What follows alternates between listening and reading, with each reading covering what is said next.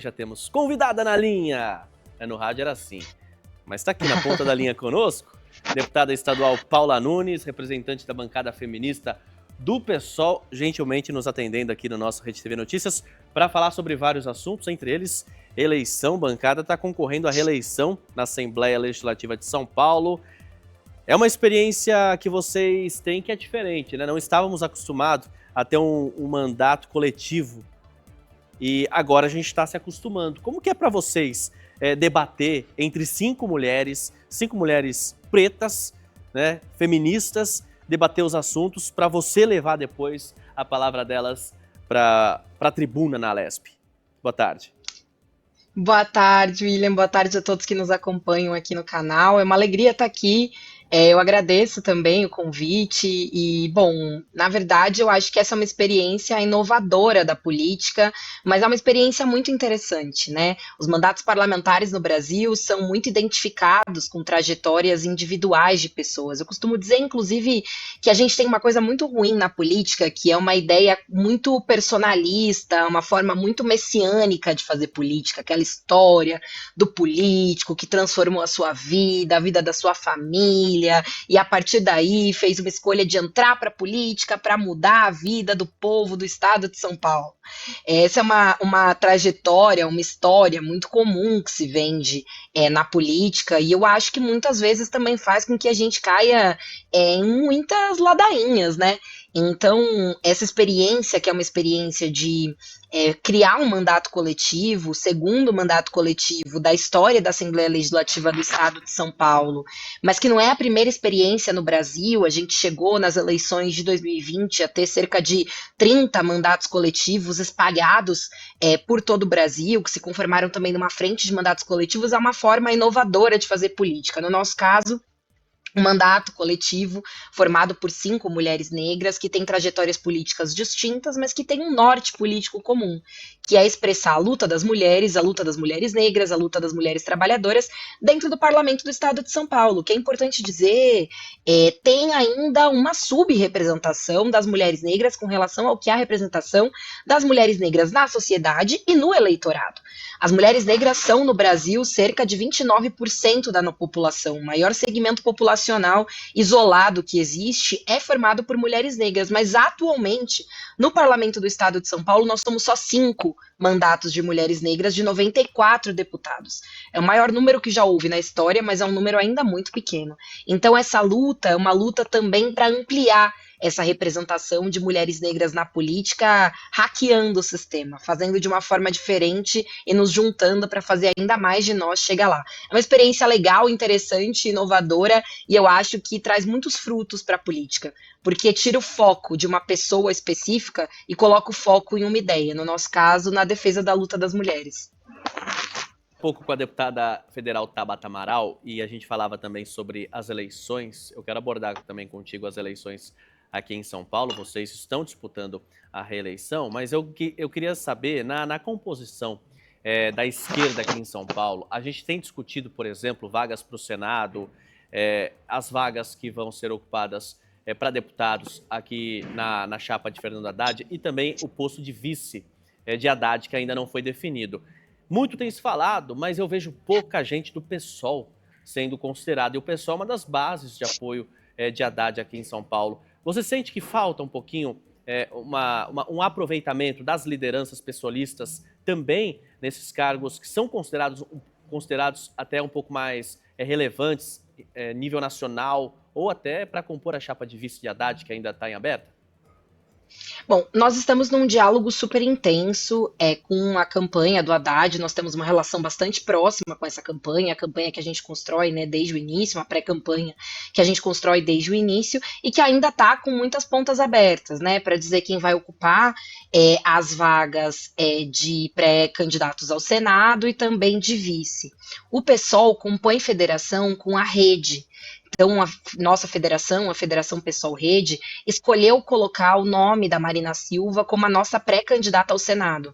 Nós estamos em francos debates com a pré-campanha do Haddad, com a sua coordenação de campanha, para garantir que a Marina Silva seja parte dessa chapa como a nossa futura candidata ao Senado. Para a gente isso é muito importante, inclusive o pessoal reivindica, então, a suplência uma das suplências dessa vaga, que seria a vaga da Marina Silva. Mas, na verdade, nós nos sentimos já muito contemplados com a possibilidade de que a Marina ocupe esse lugar como uma das pré-candidatas ao Senado, representando a nossa federação. Então, eu acho que esse é o lugar que o pessoal escolheu ocupar, junto com a rede, dentro da nossa federação, e eu sinto que nós temos avançado bastante nesse debate. Realmente é algo que precisa resolver logo, precisa ser resolvido com a maior urgência possível, né? Esses nomes precisam e serão definidos logo. Nós temos pré-candidatos que têm muita expressão eleitoral, que têm pontuado nas pesquisas, inclusive, mas a Marina, ao lado da Simone Tebet, são hoje quem tem as maiores pontuações em todas as pesquisas, ficando inclusive à frente em muitas pesquisas dos candidatos da extrema-direita. Então eu acho que é fundamental garantir a Marina ocupando esse lugar. Eu acredito muito no desenvolvimento dessas negociações, e a Marina, sendo da rede, sendo parte da nossa federação, já expressa muito do que o pessoal deseja na construção dessa chapa do Fernando Haddad para o governo do estado de São Paulo. Agora, Paula, vocês, a federação, ou melhor, a bancada, o mandato coletivo de vocês, das feministas, assumiu a liderança da bancada da federação. Isso é importante, né? A gente não pode menosprezar, porque são 7 deputados de PSOL e Rede na Assembleia aqui de São Paulo, e vocês agora ocupam esse posto de liderança. É um mandato coletivo na liderança dessa bancada. O que isso muda na atuação de vocês?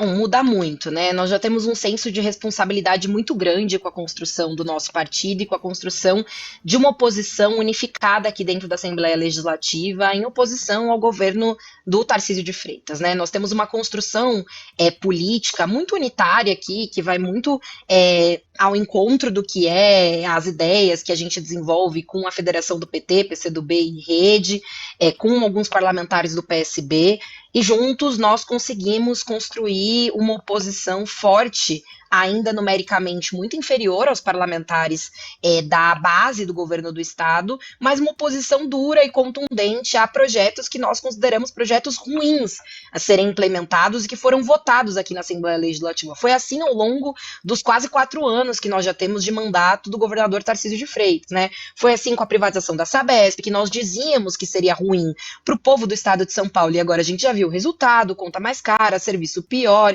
pessoas sofrendo acidentes gravíssimos. Foi assim com a implementação das escolas cívico-militares, que nós também dizíamos que não era um projeto de educação adequado para o estado de São Paulo. Já vem se comprovando denúncias dentro das escolas cívico-militares, piora também na qualidade educacional. Foi assim com a redução do orçamento da educação em 5%, apresentada pelo governador Tarcísio aqui.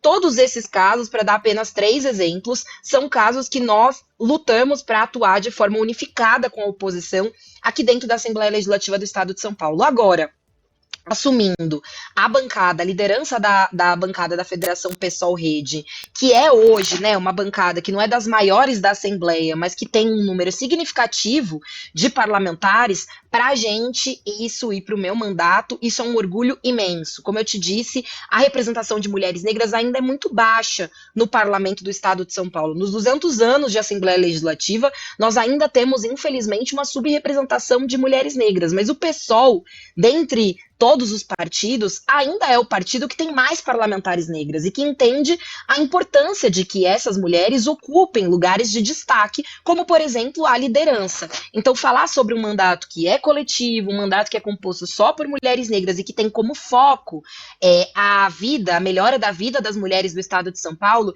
para a gente é um motivo de muito orgulho e um senso de muita responsabilidade assumir essa liderança. Por 2 razões. Primeiro, porque nós estamos vivendo um momento em que a vida das mulheres tem importado cada vez menos no nosso estado.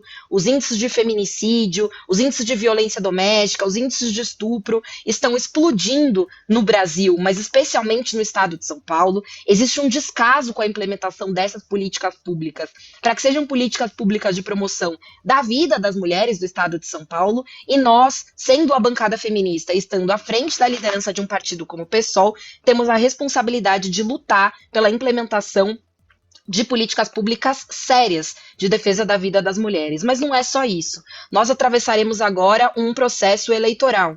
um processo eleitoral duro, um processo eleitoral ainda com muitas incertezas, mas com uma certeza, eu tenho uma certeza. É preciso lutar e disputar o futuro da vida das pessoas no estado de São Paulo, dos trabalhadores no estado de São Paulo, das mulheres no estado de São Paulo. E para isso, nós temos também a responsabilidade de aumentar a bancada progressista aqui na Assembleia Legislativa do Estado de São Paulo. Então eu terei a responsabilidade, à frente da liderança também da Federação PSOL Rede, de construir uma bancada ainda maior, conduzir o nosso partido nessas eleições para a construção de uma bancada ainda maior. Nas eleições de 2022, com relação às eleições de 2018, nós ampliamos o número de parlamentares do PSOL aqui na Assembleia Legislativa e agora, em 2026, nós queremos aumentar ainda mais essa bancada e torná-la ainda mais representativa e mais próxima da vida do povo do estado de São Paulo. Ter parlamentares e políticos com a cara, com o jeito e com a história do povo do estado de São Paulo é a nossa prioridade e a minha prioridade na construção, na condução da nossa bancada ao longo dos próximos meses. Deputada, eu ontem conversei com a deputada Ediane Maria, sua colega aí de Alesp. E eu fiz uma pergunta que eu vou repetir agora sobre quando vocês prometem tentar ampliar a participação de parlamentares de esquerda no nosso parlamento aqui paulista. Mas eu vejo pouco, assim, comparando com os políticos e influenciadores da direita, eu vejo pouca presença de vocês nas redes sociais, inclusive do pré-candidato Haddad, a gente não vê muito a movimentação.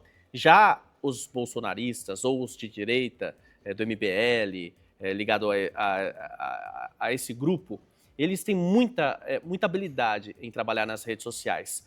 A deputada Ediane Maria, ela colocou um peso, assim, dessa falta de atuação de vocês pública no algoritmo das redes sociais. E eu queria retornar essa pergunta também para você, deputada. Por que os deputados da esquerda e até o pré-candidato Haddad, que vai concorrer para o governo de São Paulo, têm essa atuação menos engajada nas redes, ou se é que tem uma atuação para as redes sociais, mas não está faltando alguma coisa para tentar aumentar a participação da esquerda aqui na Assembleia de São Paulo e até para aumentar as chances de Haddad contra o atual governador do estado?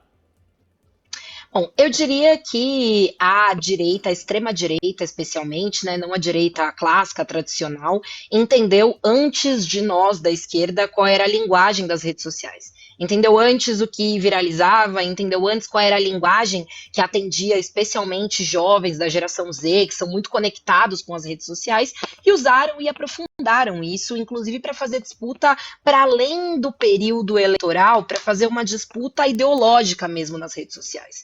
Isso é um tema. O outro tema é que realmente, como, né, a deputada Ediane disse aqui, e você reproduziu agora, na verdade, a lógica das Big Techs e o algoritmo